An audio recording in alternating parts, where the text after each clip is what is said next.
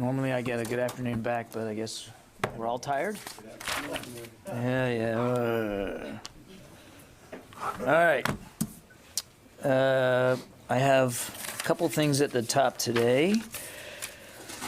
Today I can announce that the United States has commenced training with the Ukrainian Armed Forces on key systems at U.S. military installations in Germany.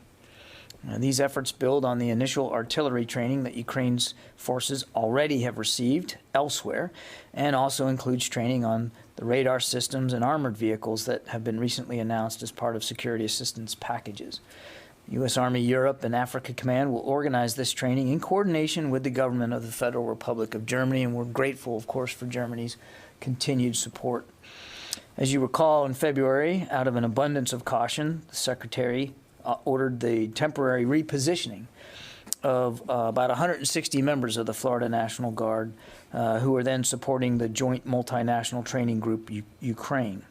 And we said at the time that this decision was not the end of our relationship with Ukraine, of course, and with that we would explore new ways to work together in the future. The recent reunion now of these Florida National Guard members with their Ukrainian colleagues, we are told, was an emotional meeting, given the strong bonds that were formed as they were living and working together before temporarily parting ways in February. This new training effort in Germany and at other locations in Europe is in direct support of recent U.S. security assistance packages that are designed to help Ukraine win their battles today and build strength for tomorrow.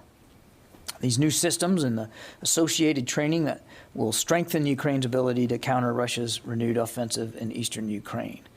Since 2021, the United States has committed more than $4.3 billion in security assistance to support Ukraine's armed forces in the face of Russian aggression. And as I have said before, we should not forget the importance of this long-term training relationship. Now, today we're talking about the Florida National Guard, but as you all know better than me, they were preceded by others of their colleagues going back over the last 8 years. And so while we are rightly focused on the security assistance that's going into Ukraine, we shouldn't forget that a big part of Ukraine's soldiers' ability to defend their country as well as they have has been the training that they have gotten over the past 8 years that have really sort of helped transform them off of Soviet doctrine and Soviet-era organization. They have better command and control. They have better battlefield initiative. They have a competent non-commissioned officer corps that is empowered on the field of battle to make tactical decisions. That didn't happen by accident. And so we're grateful to be able to restart some of this training on these key systems that are going forward and to keep improving their battlefield competence. Now, I also have a couple of other schedule items to brief to you. The Japanese Defense Minister Kishi will travel to the United States from May 3rd to the 6th, and he'll have a chance to meet with Secretary Austin on the 4th of May. Items on the agenda, of course, include Ukraine. We were grateful that Japan was represented in that 40-plus meeting, the consultative meeting in Ramstein earlier this week. They'll talk about China, of course, North Korea, and defense cooperation initiatives to strengthen the deterrence and response capabilities of the Japan-U.S. alliance. Kishi will also have a chance to visit the Missile Defense Agency and U.S. Cyber Command to exchange views on ballistic missile defense and cyber cooperation. And then lastly, on Wednesday, the 25th of May, Secretary Austin will travel to Colorado Springs to deliver the commencement address at the Air Force Academy this year. He's very excited to get this opportunity to speak to the cadets as they begin brand new careers as officers in the United States Air Force. And with that, questions. Lita. John, can you flesh out the training decision a little more? This is the same unit that was pulled out, largely other than maybe onesies, twosies that might have swapped, but this is essentially the same unit that got pulled out. That's correct. Yeah, they did not leave Europe. Yeah. And then are they doing the bulk of the training, or are they being supplemented by other U.S. forces on some of the other training? And is that multiple locations, or is it consolidated? Can you give us a sense? Sure. My understanding is the bulk of the training on these new systems will be done by the Florida National Guard, but I don't want to preclude the option that on systems coming in that we might provide additional training capabilities that maybe the Florida National Guard doesn't have. So they'll do the bulk of it, but I'm not going to go so far as to say that all of it will be done just by the Florida National Guard. What I can tell you is that we're talking about roughly 3 locations outside of Ukraine, and in this case, we definitely can identify Germany as a site, but there are other sites outside Ukraine, and we're just not at liberty to disclose where they are. Those sites could change over time. Either we move to different ones or we add additional ones. We just don't know. But training has already occurred outside Ukraine, and particularly on the howitzers. There's another class going on right now on howitzers. In fact, 2 different tranches are being trained on howitzers right now. One of them we can confirm is in Germany. So.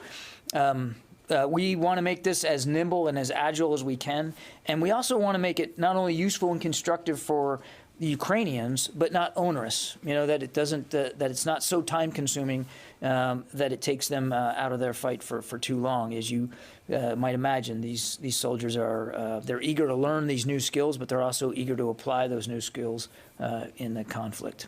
And just one clarification: has that Florida unit been extended? As we know, some have not been redeployed. There's been no extension decision made on the Florida National Guard. As you might recall, Lita, they arrived in Ukraine at the very tail end of last year, early December-ish. So they are still on their original set of orders. Travis. Hi, John. Happy Friday. I wanted to ask you about the former Marine who was killed in Ukraine, Willie Joseph Cancel, if I'm pronouncing his name correctly. But he was reportedly employed by a military contractor. Was that company contracted with the Department of Defense? Not that I'm aware of. Does the Department of Defense have any contractors working in Ukraine? Not that I'm aware of. Yeah, Jen. John, can you enumerate any more of the donations that came out of the conference earlier this week with the 40 nations? Anything else concrete that you can point to? There were some additional contributions, but those nations have decided that it's best for them to either talk about it or not, and so we want to respect that. I mean, the Secretary at his press conference afterward detailed what he could, and again, these are sovereign decisions that we want to be respectful. But the bottom line is, yes, there were additional nations who had additional contributions that they stated that they planned to make. And again, we're going to leave it to them to speak to them. And what more can you tell us about what's happening in Moldova? And can you deter Russia from going into Moldova? What would happen if Russia were to actually move in to that area? So look, we're aware of these explosions that happened in the Transnistria region of Moldova. We do not have much information about what caused those explosions, who was responsible, what the motive was. And look, the farther away we get from them, probably the less fingertip feel we're going to have in terms of what actually happened. We absolutely respect Moldova's sovereignty. We want every other nation in the world to respect it. A Russian general out there claiming that Moldova's next is clearly irresponsible rhetoric. I'm not going to get into hypotheticals about what the Russians will do or won't do, or what the people of Moldova will do. Our focus is on making sure that Ukraine, whose sovereignty actually has been violated by Russia, is able to defend itself against that violation and achieve their own victories on the battlefield. That's where our heads are right now. Thank you. Anybody else? Phil? You talked about training. Is there any consideration being given to returning some training to inside Ukraine now that diplomats are returning to Ukraine, or is the idea of training inside Ukraine, a non-starter because of the president's guidance against engaging directly with Russians? Right now, Phil, we don't have any plans to return to training inside Ukraine. The training that we'll do will be outside of Ukraine. Now, one thing I will say is we are exploring on some of these systems the possibility of doing virtual training. So where the trainers would be obviously outside Ukraine, but able to communicate with Ukrainian troops inside Ukraine virtually. So that's an option available to us. Hasn't started. We're not doing that right now, but we foresee the possibility on some of these systems where maybe checking in every now and then, familiarization, that kind of a virtual connection is certainly a possibility. But there's no plans right now to put U.S. trainers back on the ground in Ukraine. And also on the training in other parts of Europe, what are the limits of how many Ukrainians you can actually get out of the country and out of the fight to do this training, and how does that affect what systems you really are going to make available? Yeah, it's a great balance that we're trying to strike, Phil. I mean, just take a look at what we've done so far. Relatively small numbers, and again, we're trying to focus this training on individuals who are already familiar with that kind of capability. So, for instance, artillery is a great example. We're not bringing out infantrymen and teaching them how to use our howitzers. We're bringing out a small number of artillerymen because the systems are familiar. It won't be that much of a stretch for them to learn an American howitzer. Training them up right now, it's been 2 tranches of about 50. And again, the numbers were set by the Ukrainians and in concert with them. And they are basically going to be trainers themselves. They'll go back into Ukraine and train their teammates. On the radar systems, the counter-artillery radar and the towed air defense radar system that we're giving them, we're training a small number, less than 20 Ukrainians who, again, already have radar skills, bringing them out for like a week.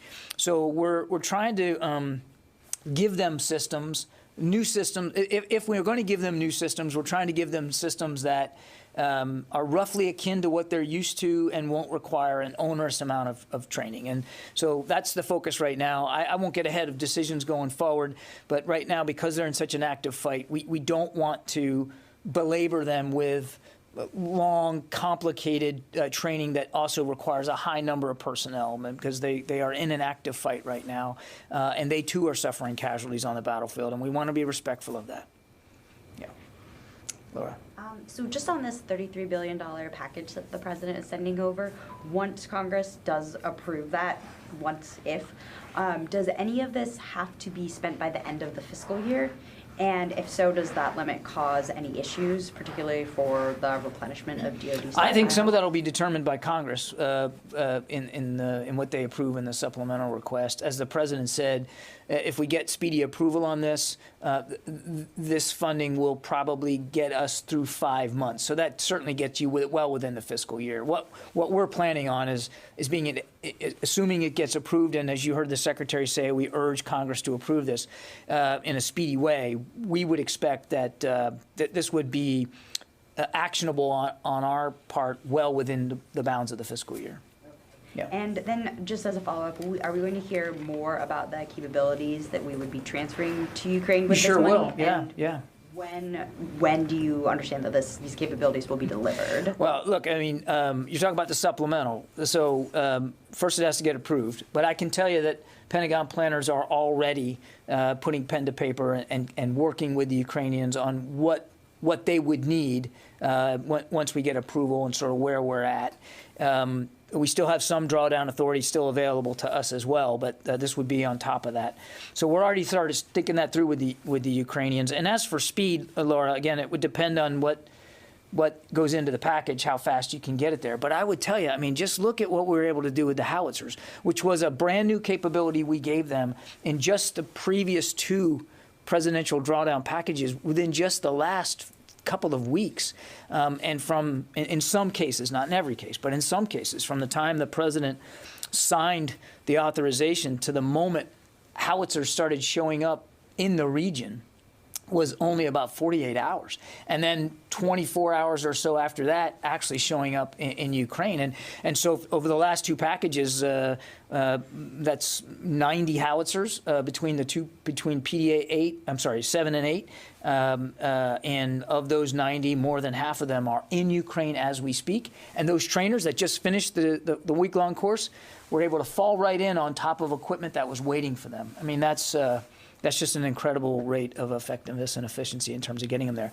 It's a long answer to a very good question. What I would say is, just to wrap it up, whatever goes in these future aid packages, I can assure you that we will work with lightning speed to get them there as fast as possible. Yeah, Rio. Thank you. I want to ask you about the Secretary's meeting with the Japanese counterpart Kishi next week.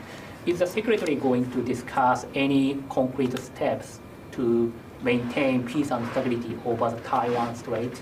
I think, as I read out to the beginning, that we clearly expect China to come up as part of this discussion. Rio, I'm not going to get ahead of the actual agenda here. We're just announcing the visit, and we're very pleased to welcome Minister Kishi here at the Pentagon. We'll have a full readout, I think, as you know, but clearly tensions with China will absolutely be on the agenda. Thank you. Okay. Yeah, back there. Thank you. I just wanted to follow up about the Secretary Austin's meeting with Japanese Defense Minister. Sure. So in light of Russia's invasion of Ukraine, what kind of discussions do you expect? And do you expect there will be some discussions to reassure nuclear deterrence to East Asia during the Biden term? I would say a couple of things. We obviously have a treaty alliance with Japan that we take very, very seriously, and that includes a shared discussion over deterrent capabilities. I won't go into specifics about nuclear deterrence or nuclear posture, but I can assure you that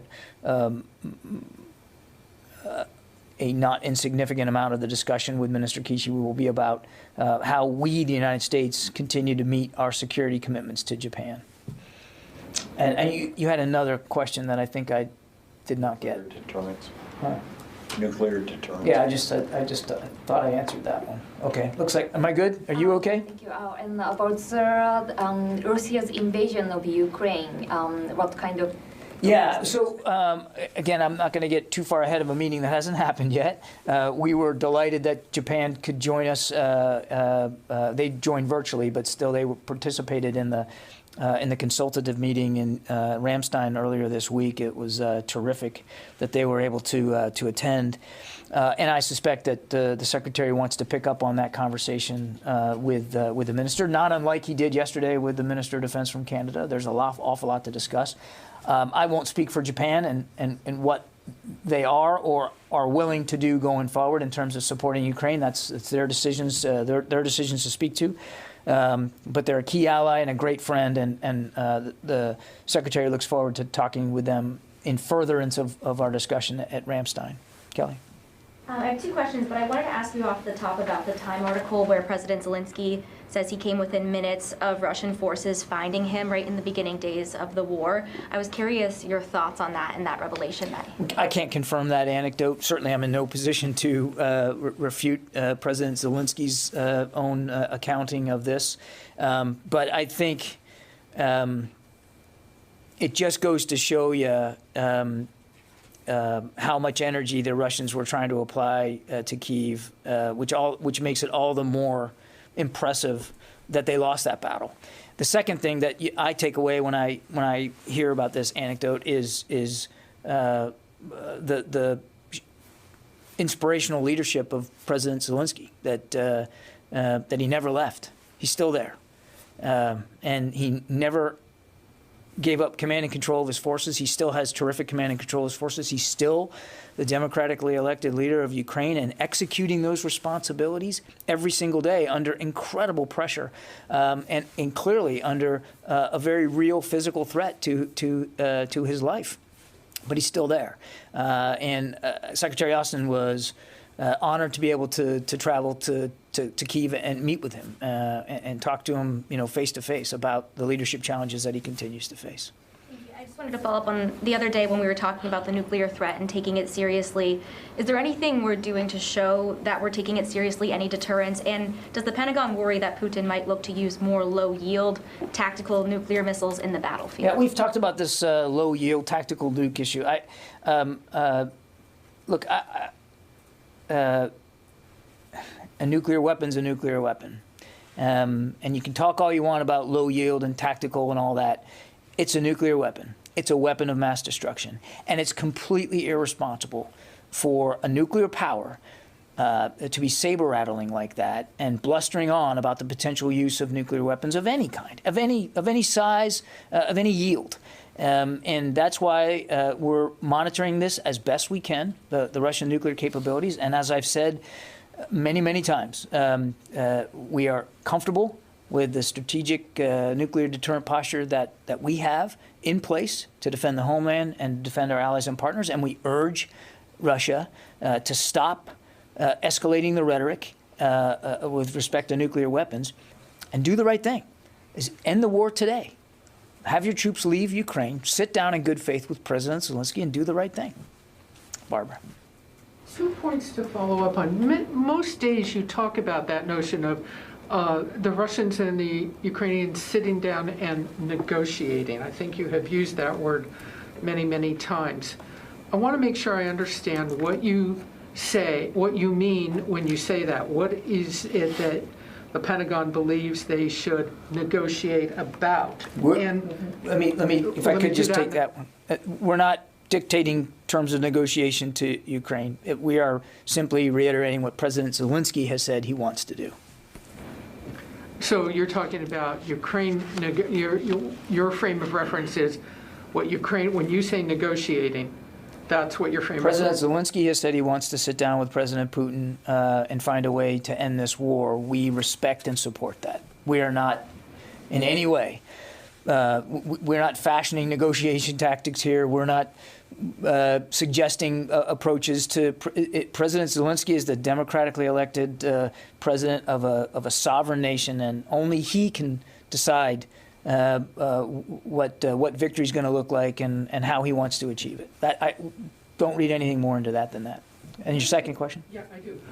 You mentioned several minutes ago about the budget you're asking for the $16 billion, if I understood you right, $16 billion in additional weapons transfers to Ukraine would last about 5 months? The president said that this would serve for about 5 months. It's an approximation. Sure.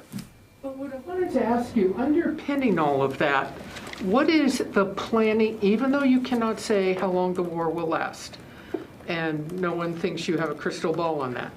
You're getting ahead of my answer, I see.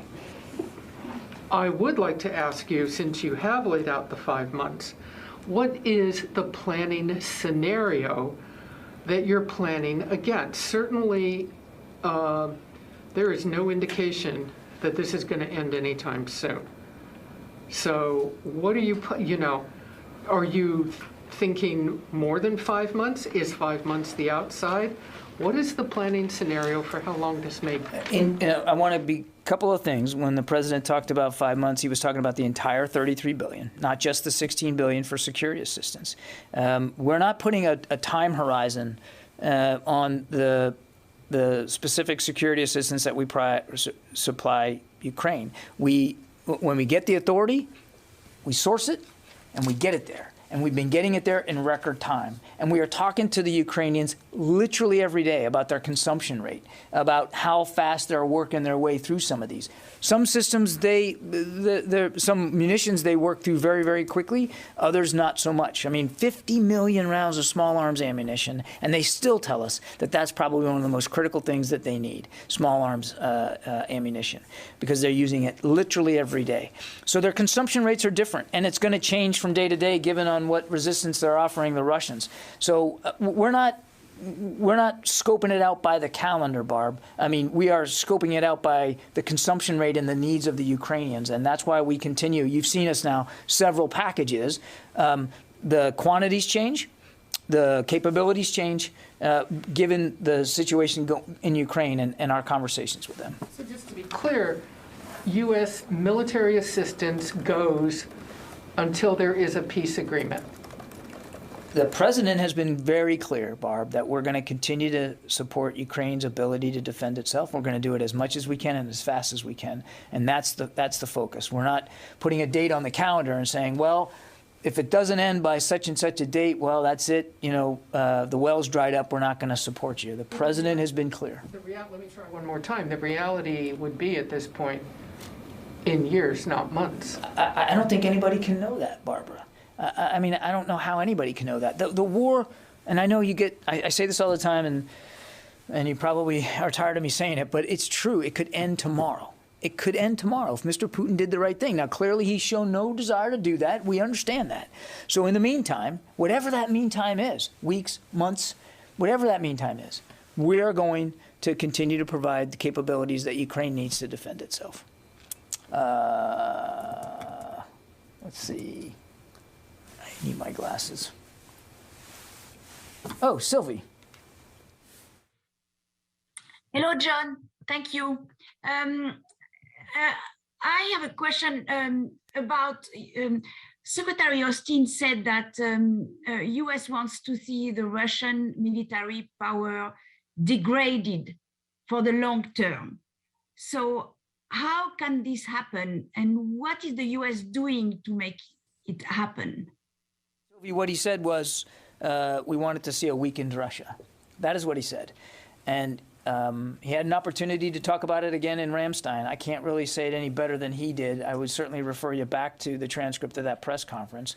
But in a nutshell, his point was, and this has always been, from the outset of this war, it has been administration policy to not allow Russia to be in a position to do this again. That is what he was talking about. And they are already a weaker military. They have suffered thousands of casualties. They have lost airplanes. They have lost tanks. They have certainly lost battles, and they are certainly a weaker military than they were 64 days ago. No question about it. We don't want to see them be able to restore that kind of aggressive power again and do this kind of thing to another neighbor. And the bottom line is, and again, we've been saying this from the very beginning, that this should not be cost-free for Mr. Putin. He should suffer consequences. And quite frankly, he has. Not only on the battlefield, but as an economy. And the export controls, the sanctions that are in place, they have already affected his ability to regenerate some of his military capability. We talked about precision-guided munitions the other day. It's a great example. He's struggling now to get components for some of those munitions. And we're already starting to see in Mariupol, which they continue to bomb, an increasing reliance on non-precision-guided munitions. So that is all accounting for a weaker Russia. I think we can all agree that we don't want, or at least we all should agree, that we don't want Mr. Putin to be in the same position going forward than he found himself in late February when he was able to launch this unprovoked invasion. Jared Suba from Al Monitor. Sylvie, do you want to go ahead? I think Sylvie had a further follow-up. Thank you, Jared. Yes, I had a follow-up. Is the fear of Putin using nuclear weapon overblown? Overblown? Overblown. When you have a nation the size of Russia, with a nuclear arsenal that their size and capability, and a leader that's clearly as belligerent as Vladimir Putin, we have to take seriously the escalatory rhetoric that he and his leaders have been using lately. It would be, as irresponsible as it is for him to use that rhetoric, it would be equally irresponsible for us not to take it seriously. And so we do. And we monitor the capabilities as best we can. And if we have to make changes, we will. As I said, we have seen no reason to change our nuclear strategic deterrent posture at this time. Let's see. Jared, over to you. Hi, John. Thanks. Just a question about the Ramstein meeting. There were a handful of Middle Eastern allies invited, I think Qatar, Jordan, Israel, Morocco, and Tunisia. Just wondering the specific reason for inviting these allies. What is the department hoping they can contribute, and why were some other major U.S. partners from that region left off the list? Thanks. There was, it wasn't that, it's not about leaving folks off. There were a lot of invites. We gave you the list of those who accepted. And we'll let those nations who may have been invited and didn't accept, they can speak for themselves. The list we put out was the list of the countries that accepted our invitation. And we were grateful for their participation. I think there's two things here. One, the broad invite list was a statement of the mere fact that this has the attention of the international community, not just NATO, and not just nations in the European theater who are not in NATO. It has the attention of the entire world. And that was represented clearly if you looked at those 40 countries, from, as you said, the Middle East, Jared, all the way to the Indo-Pacific. So it's a representation of the interest and the concern of so many nations. It's also a representation of the fact that we recognize some of these nations have expressed in various forms an interest to help. And some of that help will be in terms of capabilities that they have, systems that they have that the Ukrainians might be able to benefit from.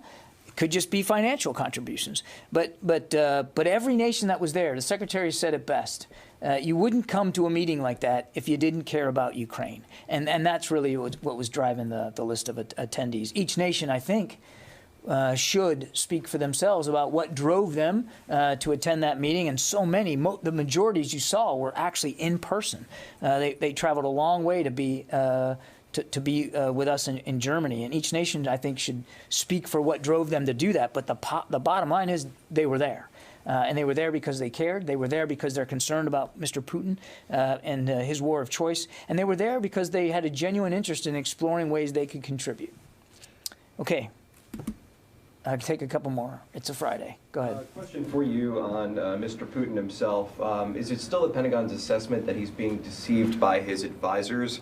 And also, have you seen any signs of growing dissension in either important government ranks in Russia or from Russian elites to his actions in Ukraine? It's not entirely clear how truthful the information is that Mr. Putin is getting. We did have some indications earlier that he wasn't necessarily getting an accurate picture. I can't update you on that. I don't know what his briefings are like and who's briefing him and what information he's getting. Clearly, he messages, and I can't speak for what's in his head, but he's messaging that that he is going to achieve military outcomes in the Donbass and in the south, specifically the Donbass. And he's got some bizarre messaging about Nazis in Ukraine. And he's got even more bizarre messaging about how this is the United States versus Russia or the West versus Russia. It's not. Russia's the aggressor. They're the ones that started this war in Ukraine. But how much information he gets that's informing some of these ridiculous claims, I can't say. I'm sorry, you had another question, didn't you? Just basically any dissent from important government. Nothing that we can speak to or that we've seen. What we have seen are continued indications at lower levels in the Army of poor morale, discouragement, lack of unit cohesion. I mean, this is an army that, writ large, across the entire Russian army, is about 40% conscripts, and they've just now put a bunch more fresh conscripts into the fight. And what we're seeing is, they tend to have high morale going in. First contact with the enemy, that morale is shattered, and so we continue to see problems at the unit level. Anecdotally, I can't say every single unit, but anecdotally, some unit cohesion issues that they still haven't been able to solve. But at the senior levels, I just don't have any information to speak to that. Phil? Putting aside whether you agree with his logic, do you believe that Putin is a rational actor? I'm not a psychologist. Barely got a history degree from the University of South Florida. I'm not going to go into the psychology of Vladimir Putin. It's hard to look at what he's doing in Ukraine, what his forces are doing in Ukraine, and think that any ethical, moral individual could justify that. It's difficult to look at the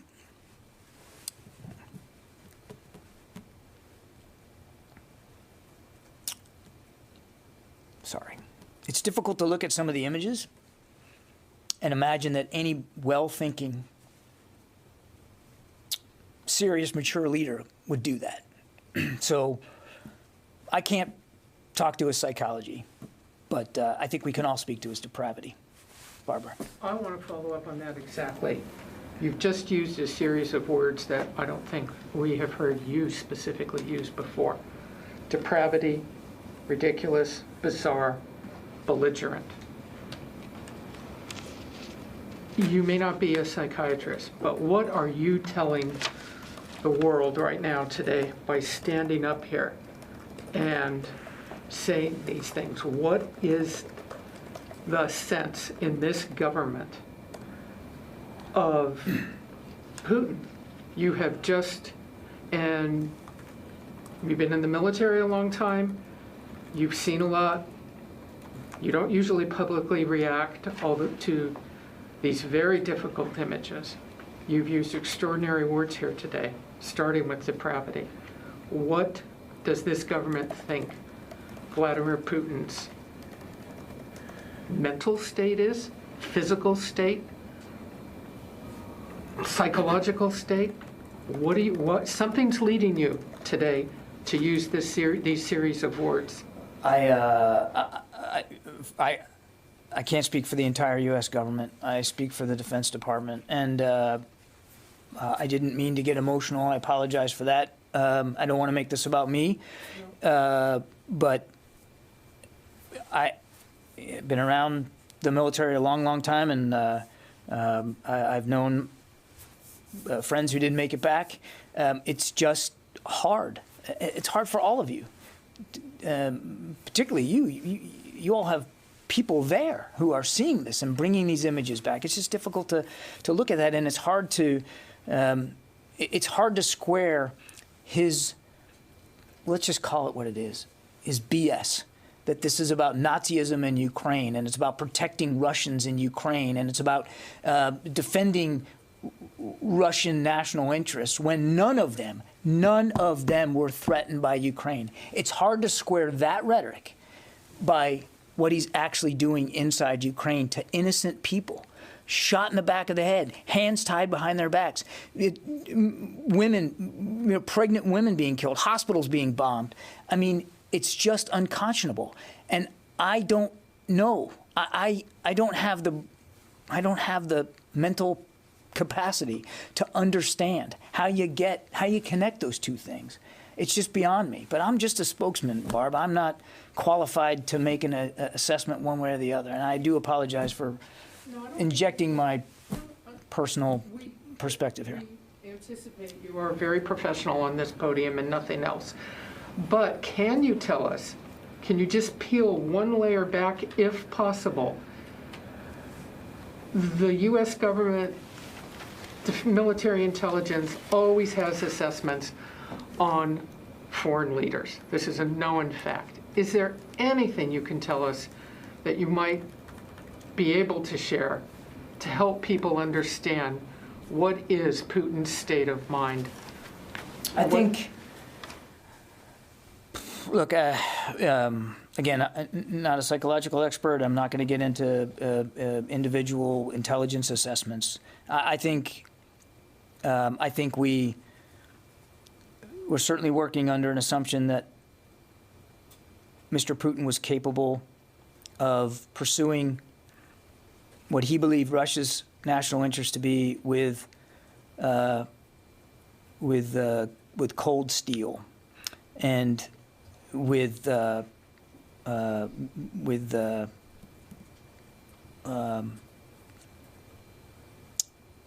brutal determination. I think we all understood that.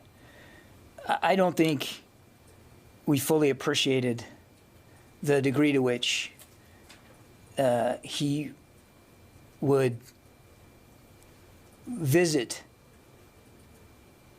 that kind of violence and cruelty and, as I said, depravity on innocent people, on non-combatants, on civilians, with such utter disregard for the lives he was taking, the lives he was flinging into refuge. I mean, there's not even an attempt by Russia to be precise in their targeting. Even if you could find your way to getting to rationalize what he's doing, which is of course unacceptable. But let's just say hypothetically, you could get yourself to a point where you believed this war was justified. You can't look at the way he's prosecuting it, and his forces are prosecuting it, and come to a conclusion that that he's doing it in a justified manner. It's brutality of the coldest and most depraved sort, and I don't know that I could do it any better than that. John, are we? Barb, I'm not qualified at this podium to talk about those kinds of things. I think we as an administration we have made clear that this war is not about regime change. This is about helping Ukraine defend itself. Jen. John, are we witnessing a genocide? That is not a decision that the Department of Defense would make, Jen. That there's a process for determining that, a legal process for determining that, and that's beyond this podium to speak to. But clearly, we have said, and I'm certainly willing to repeat it, that it's very clear that Russian forces have committed war crimes. There's no question about that. Okay, on that note, I think I'm going to call it a day. Thank you very much. Have a good weekend, and we'll see you back here on Monday. Thanks.